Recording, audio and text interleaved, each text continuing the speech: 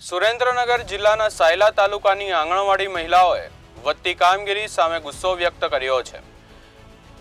તાલુકાની 89 આંગણવાડી કેન્દ્રોમાંથી 82 વર્કર અને 75 હેલ્પરે એક દિનની માસ સીએલ પર ઉતરી કાર્યમાંથી અળગા રહી રેલી સ્વરૂપે મામલતદારને આવેદનપત્ર આપવામાં આવ્યું હતું।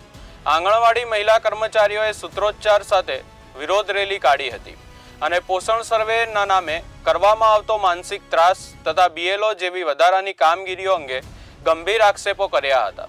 તેમણે જણાવી કહ્યું હતું કે સરકાર દ્વારા વારંવાર વધારાની જવાબદારીઓ આપી શિક્ષણ કાર્યમાં અવરોધ ઊભો થાય છે।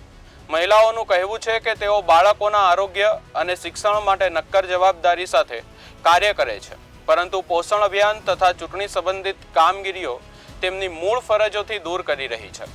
આથી હવે તેઓ વધારાની કામગીરીથી મુક્તિ માંગે છે અને યોગ્ય પગલાં નહીં લેવાય તો આગામી સમયમાં વધુ ઉગ્ર આંદોલનની ચીમકી પણ ઉચ્ચારી છે।